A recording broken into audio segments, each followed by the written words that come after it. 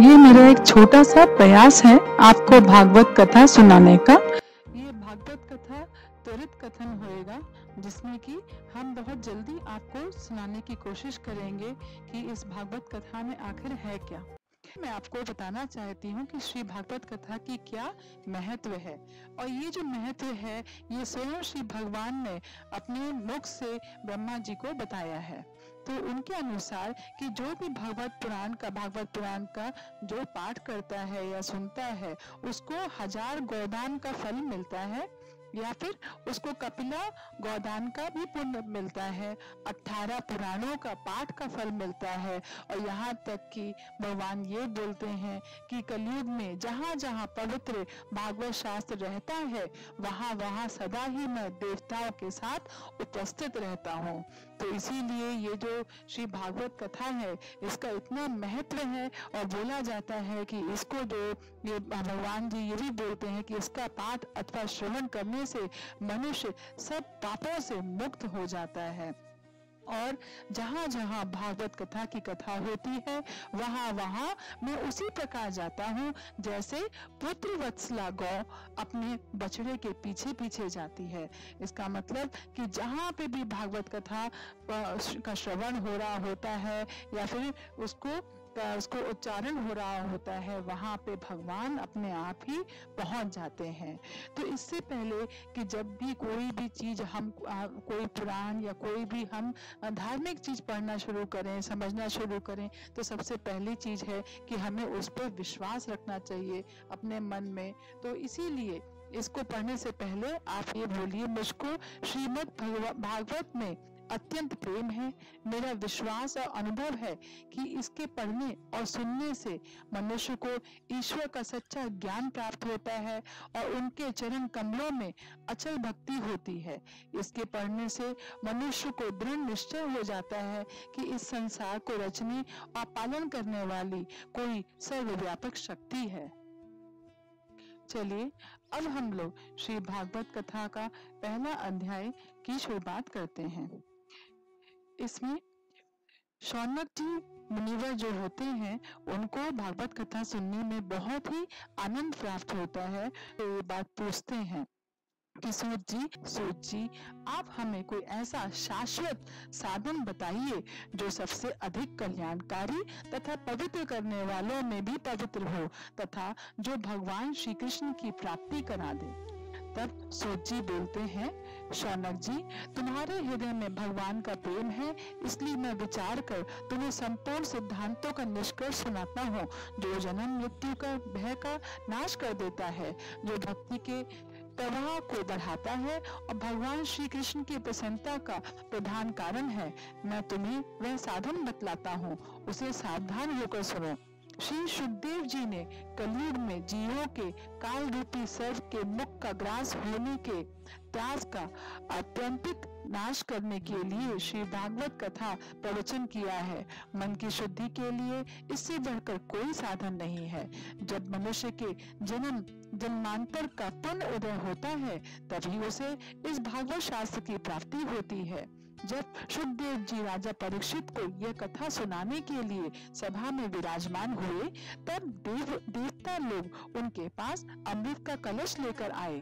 देवता अपना काम बनाने में बड़े कुशल होते हैं, अतः यहाँ भी सबने सुखदेव मुनि को नमस्कार करके कहा, आप यह अमृत लेकर बदले में हमें कृतामृत का दान दीजिए। इस प्रकार परस्पर अदला बदली हो जाने पर राजा परीक्षित अमृत का पान करें और हम सब श्री भागवत कथा का अमृत का पान करेंगे। इस संसार में कहाँ काश और कहाँ महामूल्य मणि तथा कहाँ सुधा और कहाँ कथा। श्री सुखदेव जी ने यह सोचकर उस समय देवताओं को हंसी उड़ा दी। उन्हें भक्ति शून्य जानकर कथा अमृत का दान नहीं दिया।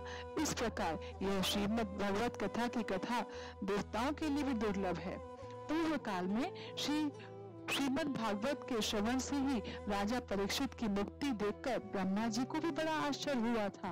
उन्होंने सत्य लोक में तराजू बांधकर सब साधनों को तोला, अन्य सभी साधन तोल में हल्के पड़ गए। अपने महत्व के कारण भागवत ही सबसे भारी रहा। यह देखकर सभी ऋषियों को बड़ा विस्मय हुआ। उन्होंने कलयुग में भगवद रूप भागवत कथा के पढ़ने सुनने के तत्काल मोक्ष देने वाला निश्चय किया। जी बोले कि अब मैं तुम्हें वह भक्तिपूर्ण कथानक सुनाता हूँ। तो एक समय की बात है कि संकादिक जी को नारद जी मुनि मिले और उन्होंने उनसे पूछा, ब्राह्मण, आपका मुख उदास क्यों हो रहा है? आप चिंतातुर कैसे हैं? इतनी जल्दी जल्दी आप कहाँ जा रहे हैं और आपका आगमन कहाँ से हो रहा है? इस समय तो आप उस पुरुष के समान व्याकुल जान पड़ते हैं जिसका सारा धन लुट गया हो। आप जैसे आसक्ति रहित पुरुषों के लिए यह उचित नहीं है, इसका कारण बताइए। तब नारद जी ने बोला, मैं सर्वोत्तम लोक समझकर पृथ्वी में आया था। यहाँ पुष्कर, प्रयाग, काशी, गोदावरी, हरिद्वार, कुरुक्षेत्र, श्रीरंग और सेतुवन आदि कई तीर्थों में इधर उधर विचरता रहा, किंतु मुझे कहीं भी मन में संतोष देने वाली शांति नहीं मिली। इस समय अधर्म के सहायक कलयुग में सारी पृथ्वी को पीड़ित कर रखा है। बेचारे जीव केवल अपना पेट पालने में लगे हुए हैं। वे असत्यभाषी, आलसी, मंद बुद्धि, भाग्यहीन, उपद्रवग्रस्त हो गए हैं। जो साधु संत कहे जाते हैं वे पूरे पाखंडी हो गए हैं। देखने में तो वे विरक्त हैं, किंतु स्त्री धन आदि सभी का परिग्रह करते हैं। लोभ से लोग कन्या विक्रय करते हैं और स्त्री पुरुषों में कलह मचा रहता है। महात्माओं के आश्रम, तीर्थ और नदियों पर यवनों का अधिकार हो गया है। उन दुष्टों ने बहुत से देवालय भी नष्ट कर दिए हैं। इस समय यहाँ ना तो कोई योगी है, ना सिद्ध है, ना ज्ञानी है और ना सत्कर्म करने वाला ही है। इस कलयुग में सभी देशवासी बाजारों में अन्न बेचने लगे हैं। ब्राह्मण लोग पैसा लेकर वेद पढ़ाने में इस तरह कलयुग में दोष देखता है। पृथ्वी पर विचरता हुआ मैं यमुना जी के तट पर पहुंचा, जहां भगवान श्री कृष्ण की अनेक लीलाएं हो चुकी थी। मुनिवरों, सुनिए, वहां मैंने एक बड़ा आश्चर्य देखा। वहां एक युवती स्त्री खिन्न मन से बैठी थी। उसके पास दो वृद्ध पुरुष अचेत अवस्था में पड़े जोर जोर से सांस ले रहे थे। वह तारुणी उनकी सेवा करती हुई कभी उन्हें चेत कराने का प्रयत्न करती और कभी उनके आगे रोने लगती। वह अपने शरीर के रक्षक परमात्मा को दशों दिशाओं में देख रही थी। उनके चारों ओर सैकड़ों स्त्रियां उसे पंखा जल रही थी और बार बार समझाती थी। दूर से यह सब चरित्र देखकर मैं कौतूहलवश उसके पास चला गया। मुझे देखकर यह युवती खड़ी हो गई और बड़ी व्याकुल होकर कहने लगी, अजी महात्मा जी, क्षण पर ठहर जाइए और मेरी चिंता का भी कर दीजिए। आपका दर्शन तो संसार के सभी पापों को सर्वथा नष्ट कर देने वाला है। नारद जी कहते हैं, तब मैंने उस स्त्री से पूछा, देवी तुम कौन हो? ये दोनों पुरुष तुम्हारे क्या होते हैं और तुम्हारे पास ये कमल नयनी देवियां कौन हैं? तुम हमें विस्तार से अपने दुख का कारण बताओ। युवती बोलती है, मेरा नाम भक्ति है। ये ज्ञान और वैराग्य नामक मेरे पुत्र हैं। समय के फेर से ही ये ऐसे जर्जर हो गए हैं। ये देवियां गंगा जी आदि नदियां हैं। ये सब मेरी सेवा करने के लिए ही आई हैं। इस प्रकार साक्षात देवियों के द्वारा सेवित होने पर भी मुझे सुख शांति नहीं है। तपोधन, अब ध्यान देकर मेरा वृतांत सुनिए।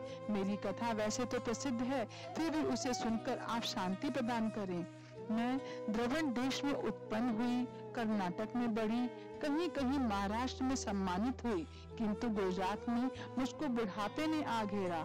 वहां घोर कलयुग के प्रभाव से पाखंडियों ने मुझे अंग भंग कर दिया। चिरकाल तक ये अवस्था रहने के कारण मैं अपने पुत्रों के साथ दुर्बल और निस्तेज हो गई। तब जब से मैं वृंदावन आई, तब से पुनः परम सुंदरी नवयुवती हो गई। किंतु सामने पड़े हुए ये दोनों मेरे पुत्र थके मांदे दुखी हो रहे हैं। अब मैं यह स्थान छोड़कर अन्यत्र जाना चाहती हूँ। ये दोनों बूढ़े हो गए हैं, इसी दुख से मैं दुखी हूँ। मैं तरुणी क्यों और ये दोनों मेरे पुत्र बूढ़े क्यों? अब तीनों साथ साथ रहने वाले हैं, फिर यह विपरीतता क्यों? होना तो यह चाहिए कि माता बूढ़ी हो और पुत्र तरुण। इसी से मैं आश्चर्यचकित हूँ। इस अवस्था में शोक करती रहती हूँ। आप परम बुद्धिमान एवं योग निधि हैं, इसका क्या कारण हो सकता है, बताइए। नारद जी बोलते हैं, साध्वी, मैं अपने हृदय में ज्ञान दृष्टि से तुम्हारे संपूर्ण दुख का कारण देखता हूँ। तुम्हें विषाद नहीं करना चाहिए। श्री हरि तुम्हारा कल्याण करेंगे। सूत जी कहते हैं, मुनिवर, नारद जी ने एक क्षण में ही उनका कारण जानकर कहा, देवी सावधान होकर सुनो, यह दारुण कलयुग है। इसी से इस समय सदाचार, योग मार्ग और तप आदि सभी लुप्त हो गए हैं। संसार में जहाँ देखो वहीं सत्पुरुष दुखी, म्लान और दुष्ट सुखी हो रहे हैं। इस समय जिस बुद्धिमान पुरुष का धैर्य बना रहे वही बड़ा ज्ञानी या पंडित है। छूने योग्य तो क्या, देखने योग्य भी नहीं रही, और ना इसमें कोई मंगल ही दिखाई देता है। अब किसी को पुत्रों के साथ तुम्हारा दर्शन भी नहीं होता। विषयानुराग के कारण अंधे बने हुए जीवों से उपेक्षित होकर तुम जर्जर हो रही हो। वृंदावन के संयोग से तुम सिर्फ नवीन तरुणी हो गई। अतः यह वृंदावन धाम धन्य है।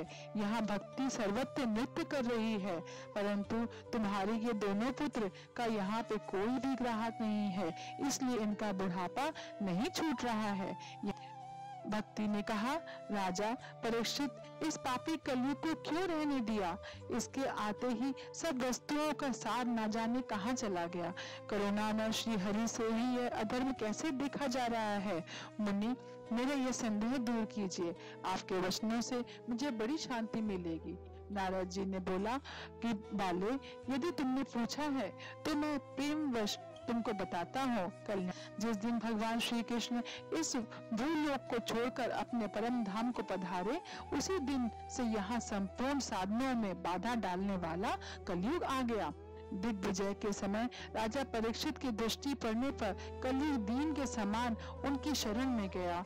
भ्रमर के समान सारग्राही राजा ने यह निश्चय किया कि इसका वध मुझे नहीं करना चाहिए, क्योंकि जो फल तपस्या, योग एवं समाधि भी नहीं मिलता, कलयुग में वही फल श्री हरि कीर्तन से ही भली भांति मिल जाता है। इस प्रकार सारहीन होने पर भी उसे इस एक ही दृष्टि से सारयुक्त देखकर उन्होंने कलयुग में उत्पन्न होने वाले जीवों के सुख के लिए ही इसे रहने दिया। लोग घर घर एवं जन जन को भागवत की कथा सुनाने लगे हैं, इसलिए कथा का सार चला गया। तीर्थों में नाना प्रकार के अत्यंत घोर कर्म करने वाले नास्तिक और नारकी पुरुष भी रहने लगे हैं, इसलिए तीर्थों का भी प्रभाव नहीं रहा। जिनका चित्त निरंतर काम, क्रोध, महान लोभ और तृष्णा में तपता रहता है, वे भी तपस्या का ढोंग करने लगे हैं, इसलिए तप का भी सार नहीं रहा। मन पर काबू न होने के कारण तथा लोभ, दंभ, पाखंड का आश्रय लेने के कारण एवं शस्त्र का अभ्यास न करने से ध्यान योग का फल मिट गया। यह तो इस युग का स्वभाव ही है, इसमें किसी का दोष नहीं। इसी से पुंडरीकाक्ष भगवान बहुत समीप रहते हुए भी यह सब सह रहे हैं। सूत जी कहते हैं, शौनक जी, इस प्रकार देवर्षि नारद के वचन सुनकर भक्ति को बड़ा आश्चर्य हुआ। फिर उसने जो कुछ कहा उसे सुनिए। भक्ति ने कहा, देवर्षि, आप धन्य हैं। मेरा बड़ा सौभाग्य था जो आपसे समागम हुआ। संसार में साधुओं का दर्शन ही समस्त सिद्धियों का परम कारण है। आपका केवल एक बार उपदेश धारण करके कयार दुकुमार प्रहलाद ने माया पर विजय प्राप्त कर ली थी। ध्रुव ने भी आपकी कृपा से ध्रुव पद प्राप्त किया। आप सर्व मंगल में और साक्षात श्री ब्रह्म जीव के पुत्र हैं। मैं आपको नमस्कार करती हूँ। इस तरीके से अब हमारा पहला अध्याय समाप्त होता है। जय श्री कृष्णा। जय श्री कृष्णा। आज हम लोग महात्म्य स्कंध का करेंगे अध्याय द्वितीय। नारद जी ने कहा, बाले, तुम व्यर्थ ही अपने को क्यों खेद में डाल रही हो? अरे, तुम इतनी चिंतातुर क्यों हो? भगवान श्री कृष्ण के चरण कमलों का चिंतन करो, उनकी कृपा से तुम्हारा सारा दुख दूर हो जाएगा। जिन्होंने कौरवों के अत्याचार से द्रौपदी की रक्षा की थी और गोप सुंदरियों को सनाथ किया था, वे श्री कृष्ण कहीं चले थोड़े ही गए हैं। फिर तुम तो भक्ति हो और सदा हनों से भी प्यारी हो। सत्य, त्रेता और द्वापर, इन 3 युगों में ज्ञान और वैराग्य मुक्ति के साधन थे, किंतु कलयुग में तो केवल भक्ति ही मोक्ष की प्राप्ति कराने वाली है। यह सोचकर ही श्री हरि ने अपने सत्स्वरूप से तुम्हें रचा है। तुम साक्षात श्री कृष्ण की प्रिया और परम सुंदरी हो। एक बार जब तुमने हाथ जोड़कर पूछा था कि मैं क्या करूं, इससे तुम पर श्री हरि बहुत प्रसन्न हुए और तुम्हारी सेवा करने के लिए मुक्ति को तुम्हारी दासी के रूप में दे दिया और इन ज्ञान वैराग्य को पुत्रों के रूप में। तुम अपने साक्षात स्वरूप में वैकुंठ धाम में ही भक्तों का पोषण करती हो। वो लोग तो तुमने उनकी पुष्टि के लिए केवल छाया रूप धारण कर रखा है। तब तुम मुक्ति, ज्ञान और वैराग्य को साथ लिए पृथ्वी तल पर आई और सतयुग में द्वापर पर्यंत बड़े आनंद से रही। कलयुग में तुम्हारी दासी मुक्ति पाखंड रूप रोग से पीड़ित होकर क्षीण होने लगी थी, इसलिए वह तो तुरंत ही तुम्हारी आज्ञा से वैकुंठ लोक को चली गई। इन लोक में भी तुम्हारे स्मरण करने से ही वह आती है और फिर चली जाती है, किंतु इन ज्ञान वैराग्य को तुमने अपना पुत्र मानकर अपने पास ही रख छोड़ा है। फिर भी कलयुग में इनकी उपेक्षा होने के कारण तुम्हारे ये पुत्र उत्साहहीन और वृद्ध हो गए हैं। फिर भी तुम चिंता ना करो, मैं इन्हें नवजीवन का उपाय सोचता हूँ। सुन, कली के समान कोई भी युग नहीं है। इस युग में मैं तुम्हारे घर घर में प्रत्येक पुरुष के हृदय में स्थापित कर दूंगा। इस कलयुग में तो जो जीव तुमसे युक्त होंगे वे पापी होने पर भी बेखटके भगवान श्री कृष्ण के अधाम को प्राप्त करेंगे। तप, वेदाध्ययन, ज्ञान और कर्म आदि किसी भी साधन से भगवान वश में नहीं किए जा सकते। वे केवल भक्ति से ही विशुभूत होंगे। कलयुग में केवल भक्ति ही सार है। भक्ति से तो साक्षात श्री कृष्ण सामने उपस्थित हो जाते हैं। व्रत, तीर्थ, योग, यज्ञ और ज्ञान चर्चा आदि बहुत से साधनों की कोई आवश्यकता नहीं है। एकमात्र भक्ति ही मुक्ति देने वाला है। सूत जी कहते हैं, इस प्रकार नारद जी के निर्णय किए हुए अपने महात्म्य को सुनकर भक्ति के सारे अंग पुष्ट हो गए और वह उनसे कहने लगी, नारद जी आप धन्य हैं, आपकी मुझ में निश्चल प्रीति है। मैं सदा आपके हृदय में रहूंगी, कभी आपको छोड़कर नहीं जाऊंगी। किंतु अभी मेरे पुत्रों में चेतना नहीं आई है, आप इन्हें शीघ्र ही सचेत कर दीजिए, जगा दीजिए। सूत जी कहते हैं, भक्ति के यह वचन सुनकर नारद जी को बड़ी करुणा आई और वह उन्हें हाथ से हिला डुला कर जगाने लगे। फिर उनके कान के पास मुंह लगाकर जोर से कहा, ओ ज्ञान जल्दी जाग पड़ो, ओ वैराग्य जल्दी जाग पड़ो। फिर उन्होंने वेद ध्वनि, वेदांत घोष और बार बार गीता पाठ करके उन्हें जगाया। इससे वह जैसे तैसे बहुत जोर लगाकर उठे। इस प्रकार भूख प्यास के मारे अत्यंत दुर्बल होने के कारण उन्हें फिर सोते देखकर नारद जी को बड़ी चिंता हुई और वह सोचने लगे, अब मुझे क्या करना चाहिए। उसी समय आकाशवाणी हुई कि मुनि खेद मत करो, तुम्हारा यह उद्योग निसंदेह सफल होगा। इसके लिए तुम एक सत्कर्म करो, वह कर्म तुम्हें संत शिरोमणि महानुभव बताएंगे। उनका अनुष्ठान करते ही क्षण भर में इनकी नींद और वृद्धावस्था चली जाएगी और सर्वत्र भक्ति का प्रसार होगा। नारद जी बोले, इस आकाशवाणी ने भी गुप्त रूप से ही बात कही है, यह नहीं बताया कि वह कौन सा साधन किया जाए जिससे इसका कार्य सिद्ध होगा। सूत जी कहते हैं, शौनक जी तब ज्ञान वैराग्य दोनों को वहां छोड़कर नारद मुनि वहां से चल पड़े और प्रत्येक तीर्थ में जा जाकर मार्ग में मिलने वाले मुनीश्वरों से वह साधन पूछने लगे। उनकी उस बात को सुनते तो सब थे, किंतु उसके विषय में कोई भी निश्चित उत्तर ना देता था। तब नारद जी बहुत चिंतातुर हुए और बद्रीवन में आए। उसी समय उन्हें अपने सामने करोड़ों सूर्यों के समान तेजस्वी सनकादिक मुनीश्वर दिखाई दिए। उन्हें देखकर वे मुनिश्रेष्ठ कहने लगे, महात्माओं इस समय बड़े भाग्य से मेरा आप लोगों के साथ समागम हुआ है। आप मुझ पर कृपा करके शीघ्र ही वह साधन बताइए। हरि शरणम यह वाक्य सर्वदा आपके मुख में रहता है, इससे काल प्रेरित वृद्धावस्था भी आपसे बाधा नहीं पहुंचाती है। भगवान विष्णु के द्वारपाल जय और विजय जब पृथ्वी पर गिर गए थे और फिर आपके ही कृपा से वे पुनः वैकुंठ लोक पहुंच गए थे। धन्य है, इस समय आपका दर्शन बड़े सौभाग्य से हुआ है। बताइए, आकाशवाणी ने जिसके विषय में कहा था वह कौन सा साधन है और मुझे किस प्रकार उसका अनुष्ठान करना चाहिए? सनकादिक ने कहा, देवर्षि, आप चिंता ना करें, मन में प्रसन्न हो, उनके उद्धार का एक सरल उपाय पहले से ही विद्यमान है। श्रीमद् भागवत का पारायण है, जिनका गान शुकादि महानुभावों ने किया है। उनके शब्द सुनते ही भक्ति, ज्ञान और वैराग्य को बहुत बल मिलेगा। इससे ज्ञान, वैराग्य, कष्ट मिट जाएगा और भक्ति को आनंद मिलेगा। सिंह की गर्जना सुनकर जैसे भेड़िए जाग उठते हैं, उसी प्रकार श्री भागवत की ध्वनि कलयुग के सारे दोष को नष्ट कर देता है। नारद जी बोले, मैंने वेदांत की ध्वनि और गीता पाठ करके उन्हें बहुत जगाया, किंतु फिर भी भक्ति, ज्ञान और वैराग्य ये तीनों नहीं जगे। ऐसी स्थिति में श्रीमद् भागवत सुनने से वे कैसे जागेंगे? क्योंकि यह कथा के प्रत्येक श्लोक और प्रत्येक पद में भी वेदों का ही तो सारांश है।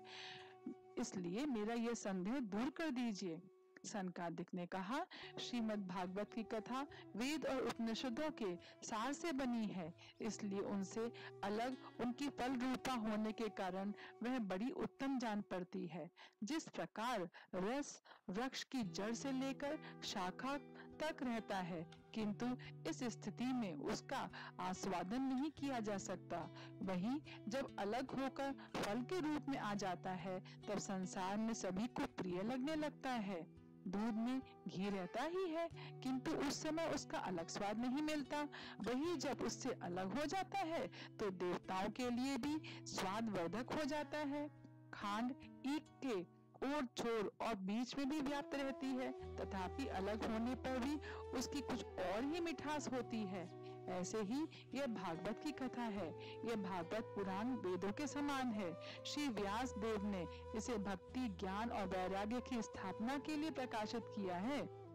आपको उन्हें शोक और दुख का विनाश करने वाली श्रीमद् भागवत पुराण ही सुनाना चाहिए। नारद जी ने कहा, महानुभावों, आपका दर्शन जीव के संपूर्ण पापों को तत्काल नष्ट कर देता है और जो संसार दुख रूप दावानल से तपे हुए हैं, उन पर शीघ्र ही शांति की वर्षा करता है। इस तरह ये द्वितीय अध्याय समाप्त होता है। जय श्री कृष्णा। जय श्री कृष्णा। आज हम लोग करेंगे प्रथम स्कंध का तीसरा अध्याय। उसका शीर्षक है भक्ति के कष्ट की निवृत्ति। नारद जी कहते हैं, अब मैं भक्ति, ज्ञान और वैराग्य को स्थापित करने के लिए प्रयत्न पूर्वक श्री सुखदेव जी के कहे हुए भागवत शास्त्र की कथा द्वारा उज्जवल ज्ञान यज्ञ करूंगा। आप मुझे बताइए कि श्रीमद् भागवत की कथा कितने दिनों में सुनानी चाहिए और उसके सुनने की विधि क्या है? सनकादिक बोले, नारद जी सुनिए, हम आपको ये सब बातें बताते हैं। हरिद्वार के पास आनंद नाम का एक घाट है। वहाँ अनेकों ऋषि रहते हैं तथा देवता और सिद्ध लोग भी उसका सेवन करते रहते हैं। वह घाट बड़ा ही सुरम्य और एकांत प्रदेश में है। वहाँ आप बिना किसी विशेष प्रयत्न के ही ज्ञान यज्ञ आरंभ कर दीजिए। उस स्थान पर कथा में अपूर्व रस का उदय होगा। भक्ति भी आपके आंखों के ही सामने निर्बल और जराजीर्ण अवस्था में पड़े हुए ज्ञान और वैराग्य को साथ लेकर वहां आ जाएगी।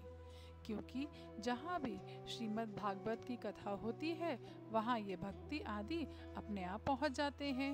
वहाँ कानों में कथा के शब्द पढ़ने से ये तीनों तरुण हो जाएंगे।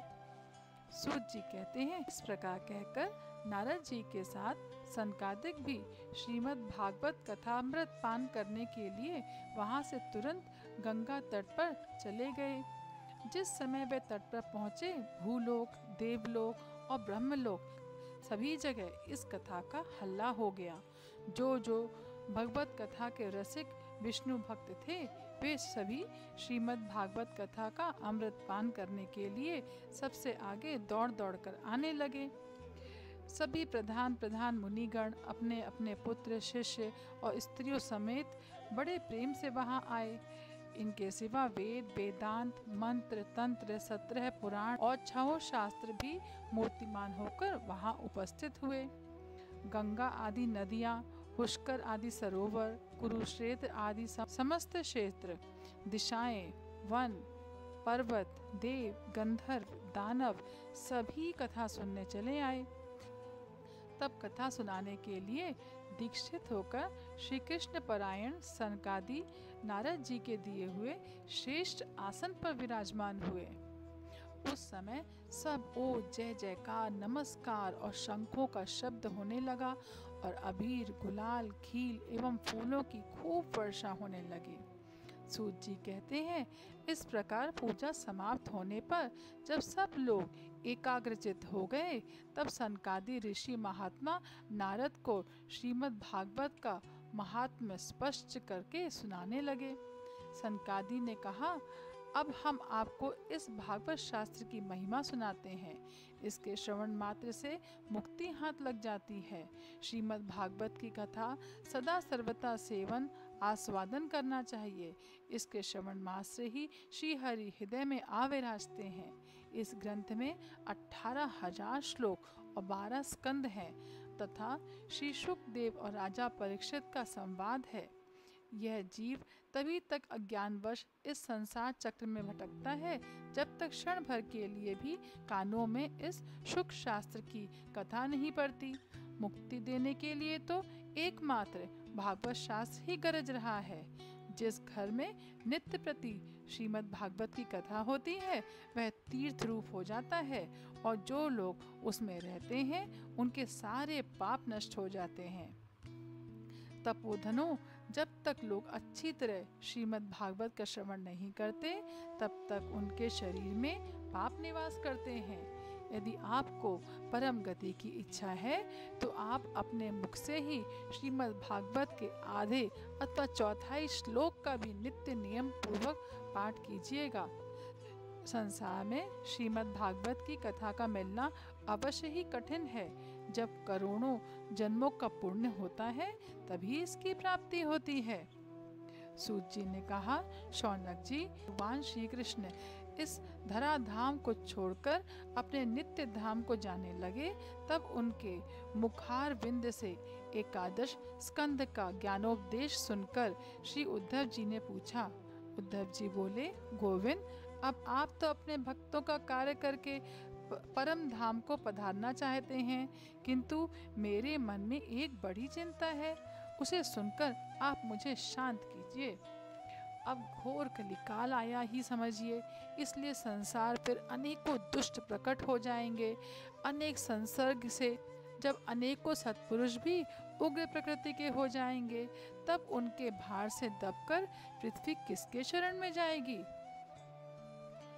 उद्धव जी के यह वचन सुनकर भगवान सोचने लगे कि भक्तों के अवलंब के लिए मुझे क्या व्यवस्था करनी चाहिए। शौनक जी, तब भगवान ने अपनी सारी शक्ति भागवत में रख दी। वे अंतर ध्यान होकर इस भागवत समुद्र में प्रवेश कर गए। इसलिए यह भगवान की साक्षात शब्दमयी मूर्ति है। इसके सेवन, श्रवण, पाठ अथवा दर्शन से ही मनुष्य के सारे पाप नष्ट हो जाते हैं।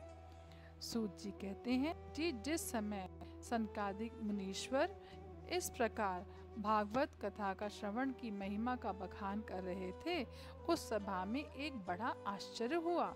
उसे मैं तुम्हें बतलाता हूँ, सुनो।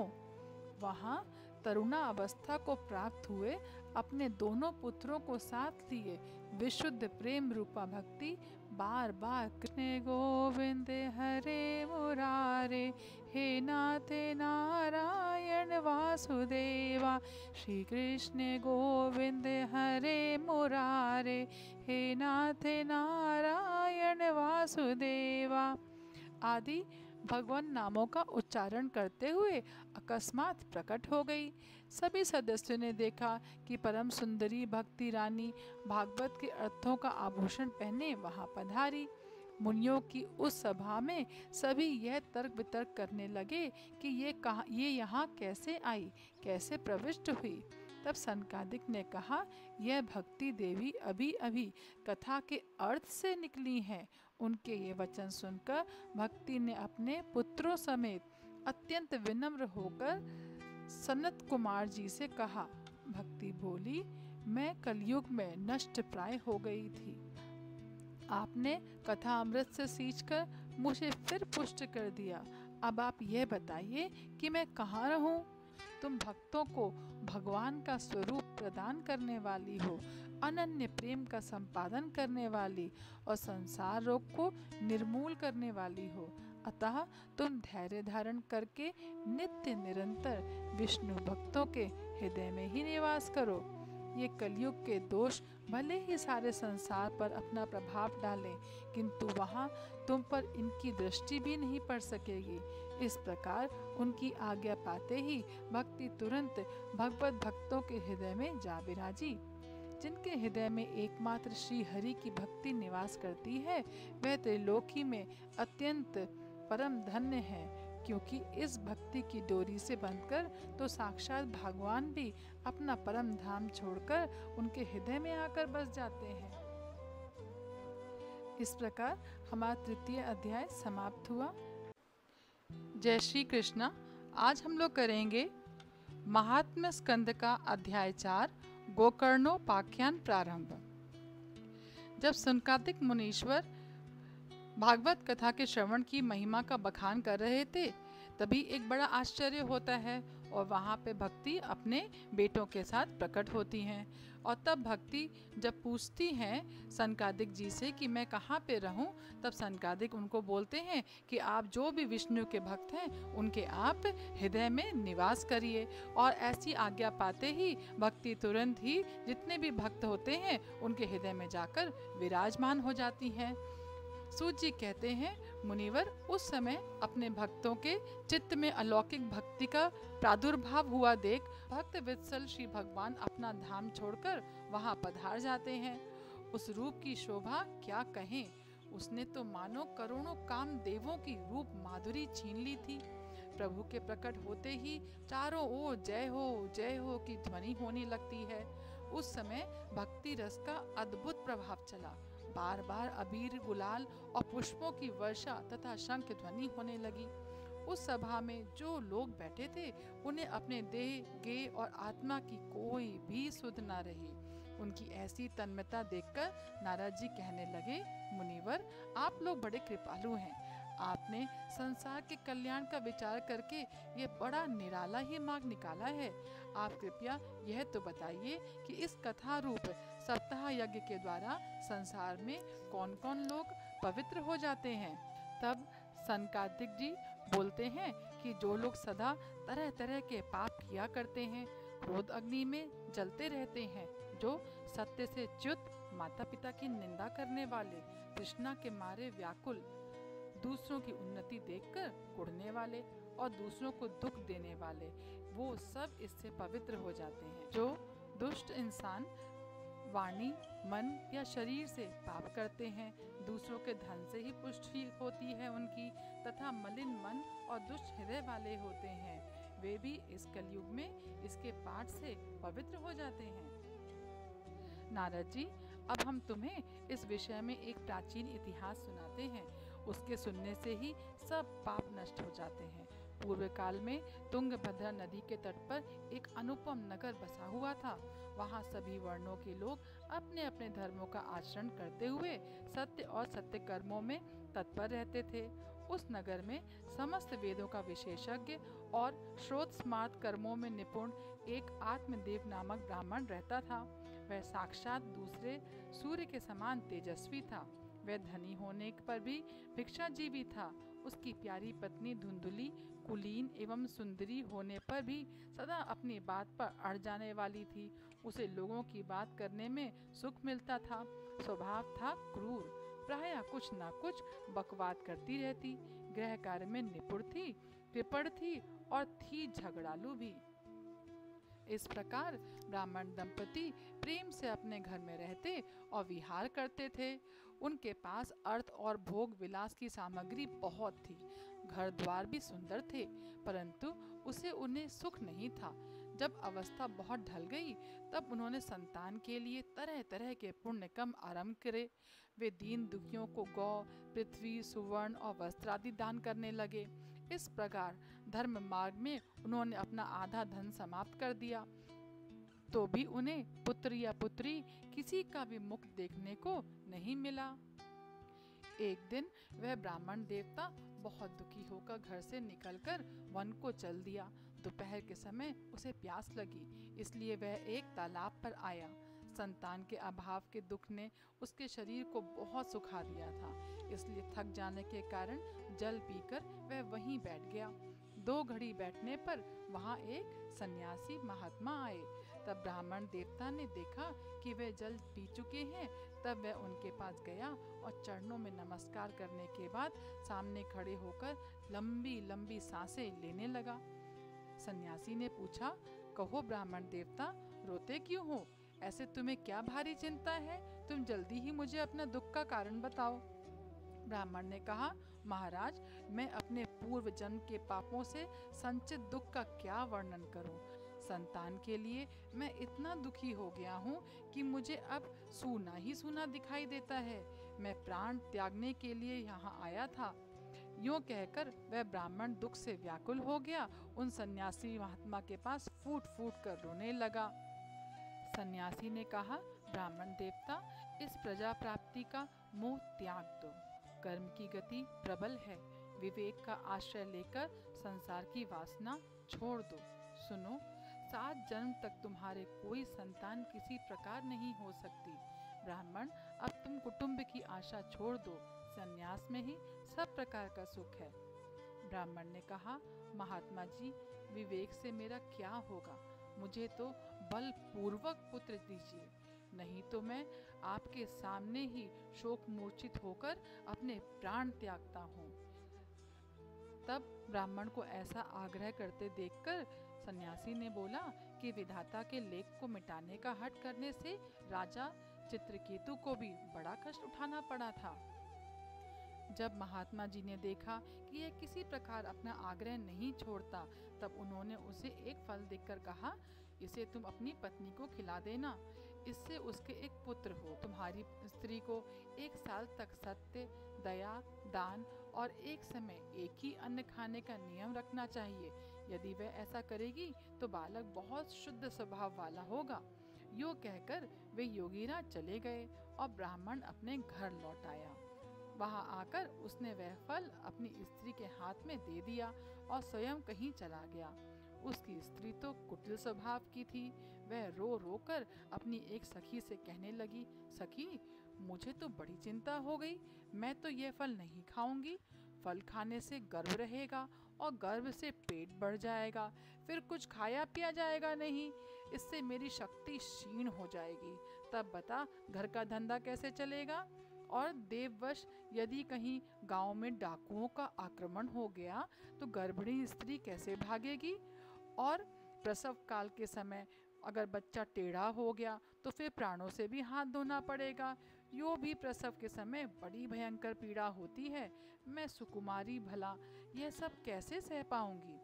तब ननद रानी आकर घर का सब माल मता समेट ले जाएगी और मुझसे तो सत्य नियमों का पालन होना भी कठिन ही जान पड़ता है।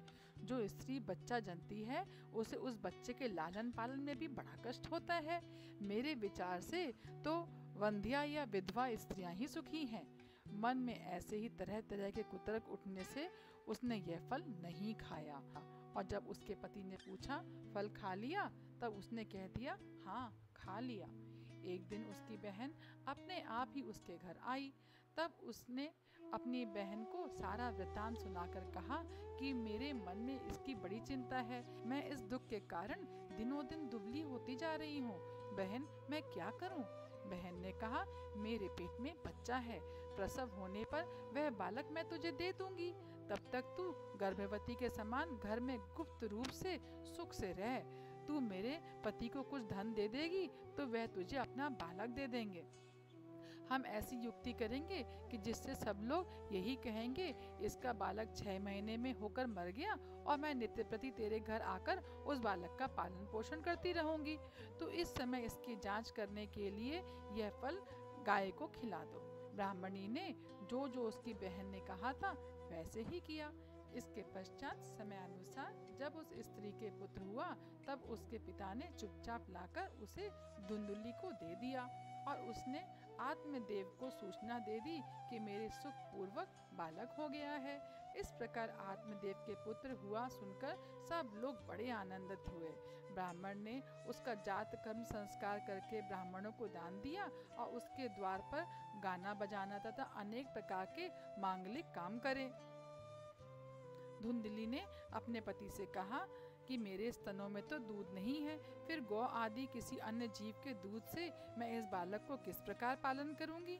मेरी बहन के अभी बालक हुआ था, वह मर गया है, उसे बुलाकर अपने यहाँ रख लें तो वह आपके इस बच्चे का पालन पोषण कर देगी। तब पुत्र की रक्षा के लिए आत्मदेव ने वैसा ही किया तथा माता धुंधली ने उस बालक का नाम धुंधुकारी रखा। इसके बाद 3 महीने बीतने पर उस गाय का भी एक मनुष्य आकार बच्चा हुआ। वह सर्वांग सुंदर, दिव्य, निर्मल तथा स्वर्ण का कांति वाला था। उसे देखकर ब्राह्मण देवता को बड़ा आनंद हुआ और उसने स्वयं ही उसके सब संस्कार करे। इस समाचार से और सब लोगों को बड़ा आश्चर्य हुआ और वह बालक को देखने के लिए आए। देखो भाई, अब आत्मदेव कैसा भाग्य उदय हुआ है। कैसे आश्चर्य की बात है कि गौ के भी एक दिव्य रूप बालक उत्पन्न हुआ। दैव योग में इस गुप्त रहस्य का किसी को भी पता न लगा। आत्मदेव ने उस बालक के गाय जैसे कान देखकर उसका नाम गोकर्ण रखा। कुछ काल बीतने पर वह दोनों बालक जवान हो गए। उनमें गोकर्ण तो बड़ा पंडित और ज्ञानी हुआ, लेकिन धुंधुकारी बड़ा ही दुष्ट निकला और उसने गलत आदतों में पड़कर धीरे धीरे करके सारी संपत्ति का स्वाहा कर दिया। तब उसके पिता फूट फूट कर रोने लगे और बोले, इससे तो इसकी माँ का बांझ रहना ही अच्छा होता। कुपुत्र तो बड़ा ही दुखदायी होता है। अब मैं कहाँ रहूं, कहाँ जाऊं? मेरे इस संकट को कौन काटेगा? हाय, मेरे ऊपर तो बड़ी विपत्ति आ गई। इस दुख के कारण अवश्य मुझे एक दिन प्राण छोड़ने पड़ेंगे। उसी समय परम ज्ञानी गोकर्ण जी वहाँ आए और उन्होंने पिता को वैराग्य का उपदेश करते हुए बहुत समझाया। वह बोले, पिताजी, यह संसार असार है, यह अत्यंत दुख रूप और मोह में डालने वाला है। पुत्र किसका, धन किसका? स्नेहवान पुरुष रात दिन दीपक के समान जलता रहता है। सुख ना तो इंद्र को है और ना चक्रवर्ती राजा को ही। सुख है तो केवल विरक्त एकांत जीवी मुनि को। यह मेरा पुत्र है, इस अज्ञान को छोड़ दीजिए। मोह से नरक की प्राप्ति होती है। यह शरीर तो नष्ट होगा ही, इसलिए सब कुछ छोड़कर वन में चले जाइए। गोकर्ण के वचन सुनकर आत्मदेव वन में जाने के लिए तैयार हो गया और उनसे कहने लगा, बेटा, वन में रहकर मुझे क्या करना चाहिए, यह मुझे विस्तार पूर्वक कहो। गोकर्ण ने कहा, पिताजी, यह शरीर कष्ट का कारण है, इसे आप मैं मानना छोड़ दें और स्त्री पुत्र आदि को अपना कभी ना माने। किसी भी वस्तु को स्थायी समझकर इसमें राग ना करें। भगवत भजन ही सबसे बड़ा धर्म है। निरंतर उसी का आश्रय लिए रहें। सदा साधु जनों की सेवा करें। भोगों की लालसा को पास ना फटकने दें तथा जल्दी से जल्दी दूसरों के गुण दोषों का विचार करना छोड़कर एकमात्र भगवत सेवा और भगवान की कथाओं में ही रसपान लेना शुरू करें। इस प्रकार पुत्र की वाणी से प्रभावित होकर आत्मदेव ने घर छोड़ दिया और वन की यात्रा को चला गया। वहाँ रात दिन भगवान की सेवा पूजा करने से और नियम पूर्वक भागवत कथा को पढ़ने से वह भगवान श्री कृष्ण चंद्र को प्राप्त कर लिया। इस तरह से हमारा अब चौथा अध्याय समाप्त होता है। नमस्कार। आज महात्म्य स्कंद का 5वां अध्याय करेंगे, जिसमें हम धुंधुकारी को प्रेत योनि की प्राप्ति और उसके उद्धार के बारे में सुनेंगे। सूत जी ने शौनक जी से कहा, पिता के वन में चले जाने पर धुंधुकारी ने धन के लिए माँ से बहुत दुर्व्यवहार किया, जिससे परेशान हो माँ ने कुएं में कूद जान दे दी। धुंधुकारी उसके बाद 5 स्त्रियों के साथ रहने लगा, जिनके लालच ने धुंधुकारी की बुद्धि भ्रष्ट कर दी और वह क्रूर कर्म करने लगा। स्त्रियों के लिए गहने, सुंदर वस्त्र व आभूषण जुटाने के लिए वह नित्य ही चोरी करने लगा। तब स्त्रियों ने सोचा कि धुंधुकारी तो अब नित्य ही चोरी करता है और एक ना एक दिन राजा उसे जरूर पकड़ लेगा और मृत्युदंड ही देगा, तो फिर क्यों ना हम उसे मारकर पूरा धन हड़प न लें। यह विचार कर स्त्रियों ने धुंधुकारी को आग के अंगारों से जलाकर मार डाला और गड्ढे में गाड़ दिया। इसके बाद धुंधुकारी के पैसे के लोभ में दूर कहीं जाने की बात फैलाकर वह सारी संपत्ति हड़प कर चंपत हो गई। धुंधुकारी अपने कुकर्मों के कारण भयंकर प्रेत हुआ और बवंडर के रूप में सर्वदा 10 दिशाओं में भूख प्यास से व्याकुल हो भटकता रहता। वह हा देव चिल्लाता रहता, पर उसे कोई आश्रय न मिलता। इधर कुछ काल बीतने पर गोकर्ण ने भी लोगों के मुख से धुंधुकारी की मृत्यु का समाचार सुना तथा उसे अनाथ समझकर उन्होंने गया जी में उसका श्राद्ध कर दिया।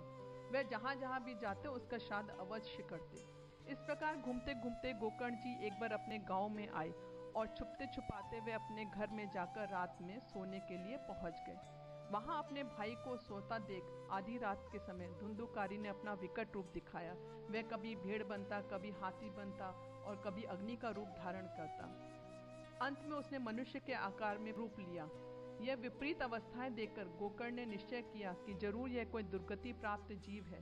तब गोकर्ण ने पूछा कि तू कौन है और रात्रि में ऐसा भयानक रूप क्यों दिखा रहा है? तू क्या प्रेत है, पिशाच है अथवा कोई राक्षस है? गोकर्ण के इस प्रकार पूछने पर धुंधुकारी का भूत जोर जोर से रोने लगा, पर उसमें बोलने की शक्ति नहीं थी, इसलिए उसे संकेत मात्र से ही कुछ कहना चाहा।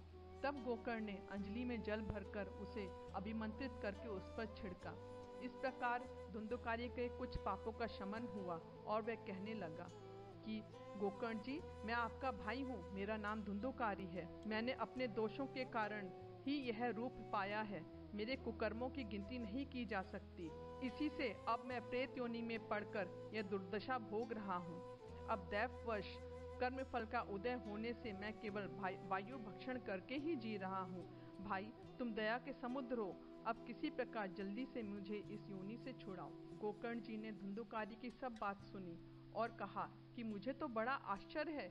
मैंने विधि पूर्वक गया जी में तुम्हारा पिंडदान किया, फिर तुम्हें प्रेत योनि क्यों मिली? तुम प्रेत योनि से मुक्त कैसे नहीं हुए? यदि गया श्राद्ध से भी तुम्हारी मुक्ति नहीं हुई, तब इसका और कोई उपाय है ही नहीं। अच्छा, अभी तो तुम निर्भय होकर अपने स्थान पर रहो। मैं विचार करके तुम्हारी मुक्ति के लिए कोई दूसरा उपाय सोचता हूँ। गोकर्ण की आज्ञा पाकर धुंधुकारी वहां से अपने स्थान पर चला गया। इधर गोकर्ण ने रात भर विचार किया, तब भी उसे कोई उपाय न सूझा। तब उन्होंने सुबह विद्वान, योगीनिष्ठ, ज्ञानी और वेदज्ञ पुरुषों से इस बारे में बताया। उन्होंने भी अनेक शास्त्रों को उलट पलट कर देखा, पर उन्हें कोई उपाय न सूझा। तब सबने यही निश्चय किया कि सूर्य नारायण जो आज्ञा करेंगे वही करना चाहिए। अतः गोकर्ण ने अपने तपोबल से सूर्य की गति को रोक दिया। उन्होंने स्तुति की, भगवान आप सारे संसार के साक्षी हैं, मैं आपको नमस्कार करता हूँ।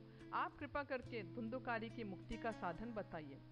गोकर्ण की यह प्रार्थना सुनकर सूर्य देव ने दूर से ही स्पष्ट शब्दों से कहा, श्रीमद् भागवत से मुक्ति हो सकती है, इसलिए तुम उसका सप्ताह पारायण करो। सूर्य का यह धर्ममय वचन वहां सभी ने सुना। तब सबने यही कहा कि प्रयत्न पूर्वक यही करो, और यह है भी बहुत सरल उपाय। अतः गोकर्ण जी ने तदनुसार निश्चय करके कथा सुनाने के लिए तैयार हो गए। देश और गांव से बहुत सारे लोग वहां पर उनकी कथा को सुनने के लिए आए। वहां पर इतनी भीड़ हो गई कि देवताओं को भी आश्चर्य होने लगा। जब गोकर्ण जी व्यास गद्दी पर बैठकर कथा कह रहे थे, तब प्रेत भी वहां आ पहुंचा और वह इधर उधर बैठने के लिए स्थान ढूंढने लगा। तभी उसे वहां पर सीधे रखे 7 गांठ की बांस दिखाई दिए।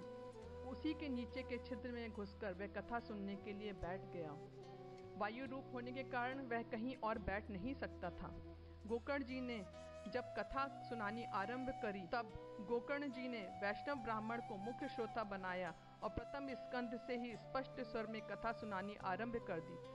सायंकाल में जब कथा को विश्राम दिया गया तब एक विचित्र बात हुई। वहाँ सभासदों के देखते देखते उस बांस की एक गांठ तड़ तड़ शब्द करती हुई फट गई। इसी प्रकार दूसरे दिन सायंकाल में दूसरी गांठ फटी और तीसरे दिन तीसरी गांठ। इस प्रकार सातों दिन सातों गांठों को फोड़कर धुंधुकारी 12 स्कंधों के सुनने से पवित्र होकर प्रेत योनि से मुक्त हो गया और दिव्य रूप धारण करके सबके सामने प्रकट हुआ। उसका मेघ के समान श्याम शरीर पीताम्बर और तुलसी की मालाओं से सुशोभित था तथा सिर पर मनोहर मुकुट और कानों में कमनीय कुंडल झिलमिला रहे थे। उसने तुरंत अपने भाई गोकर्ण को प्रणाम करके कहा, भाई, तुमने कृपा करके मुझे प्रेत योनि की यातनाओं से मुक्त कर दिया। यह प्रेत पीड़ा का नाश करने वाली श्रीमद् भागवत की कथा धन्य है तथा श्री कृष्ण के धाम की प्राप्ति कराने वाला इसका सप्ताह पारायण भी धन्य है। जब सप्ताह श्रवण का योग लगता है तब सब पाप थर्रा उठते हैं।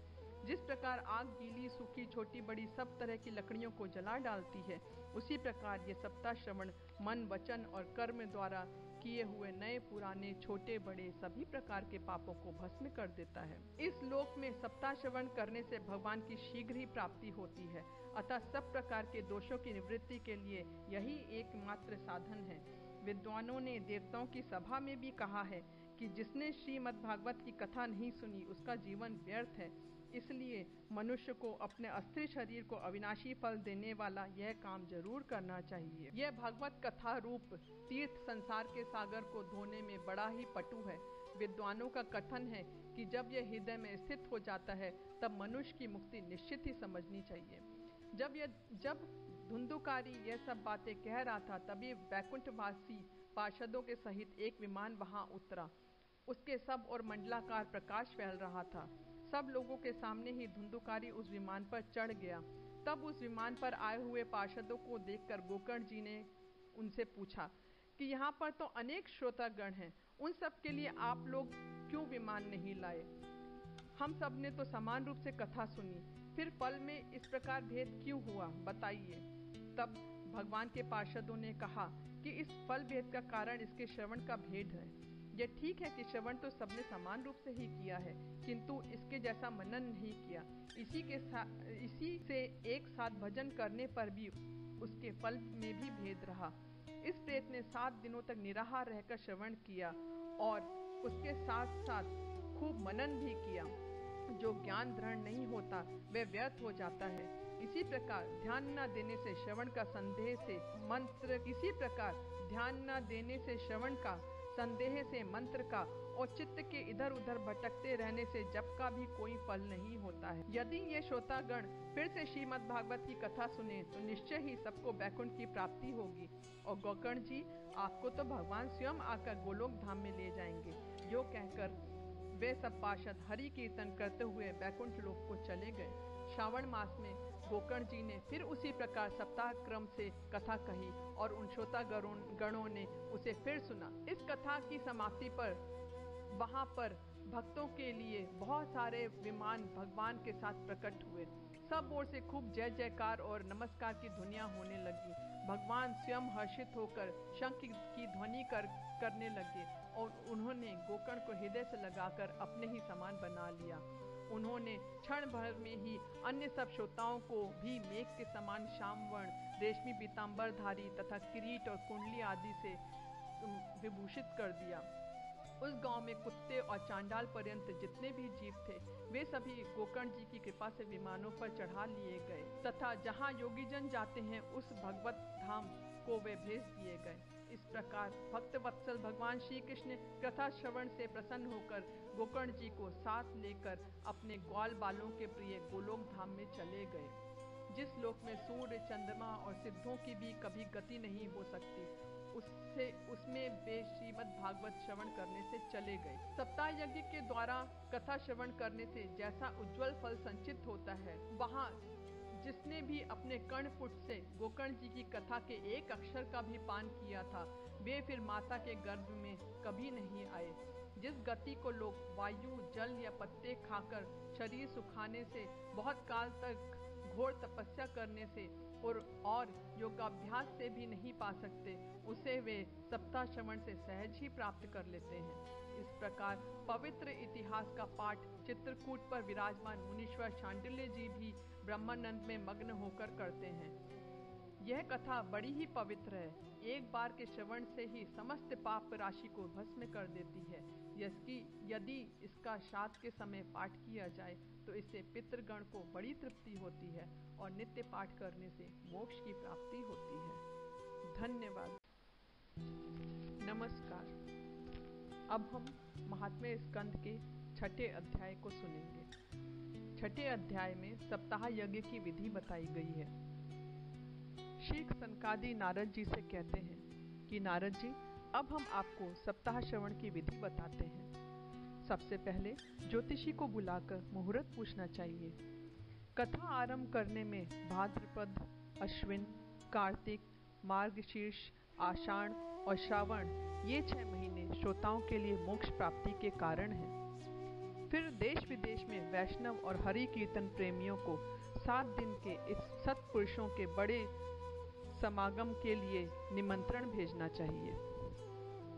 कथा का श्रवण किसी तीर्थ में, वन में अथवा अपने घर में अच्छा माना गया है। भूमि का शोधन, मार्जन और लेपन करके रंग बिरंगी चौक पूरनी चाहिए। केले का मंडप तैयार करना चाहिए और इस मंडप को सब ओर से फल, फूल, पत्र, झंडियाँ आदि से सजाना चाहिए। ब्राह्मणों के लिए यथोचित आसन तैयार करना चाहिए और वक्ता के लिए भी एक सिंहासन होना चाहिए। कथा प्रारंभ के दिन व्रत रख कथा में विघ्नों की निवृत्ति के लिए गणेश जी का पूजन होना चाहिए। तदंतर पितृगण का तर्पण कर पूर्व पापों की शुद्धि के लिए प्रायश्चित कर एक मंडल बना श्री हरि की स्थापना करनी चाहिए। फिर भगवान श्री कृष्ण को नमस्कार कर उनका पूजन कर स्तुति करनी चाहिए कि करुणानिधान, मैं संसार सागर में डूबा हुआ दीन हूँ। कर्मों के मोह रूपी ग्रहण ने मुझे पकड़ रखा है।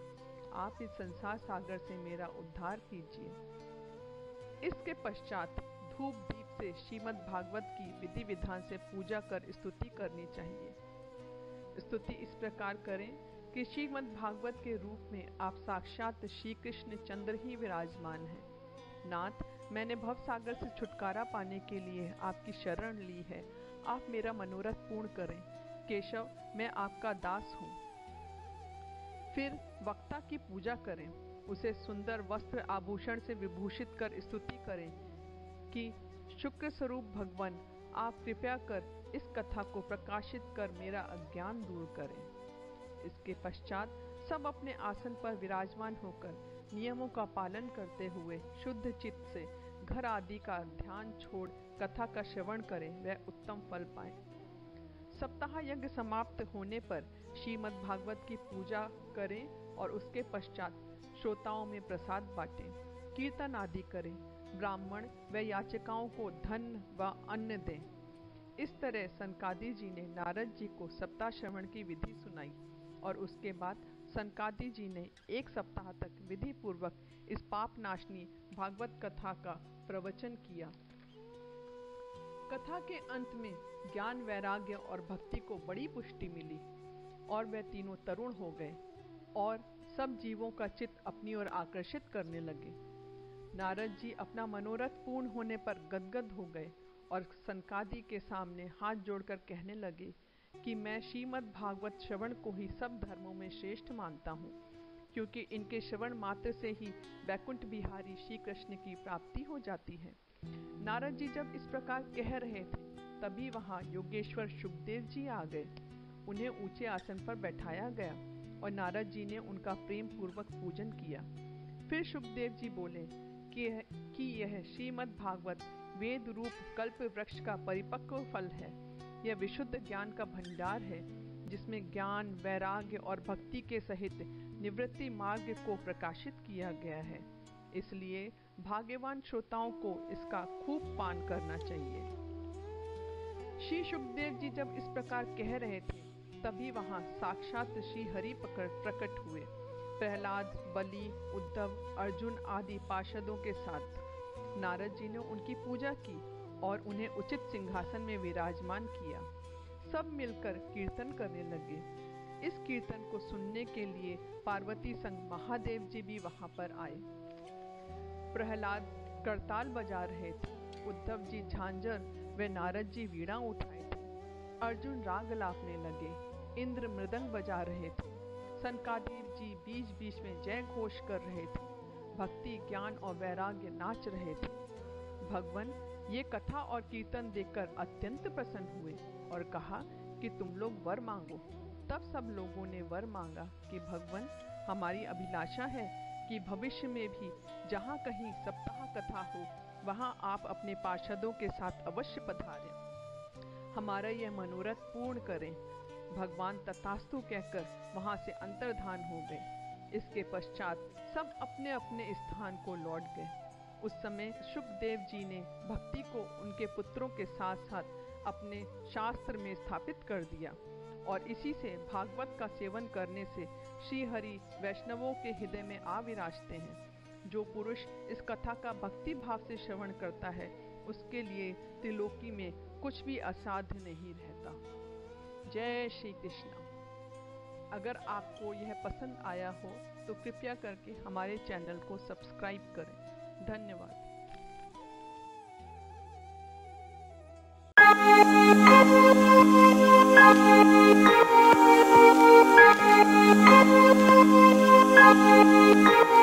Thank you.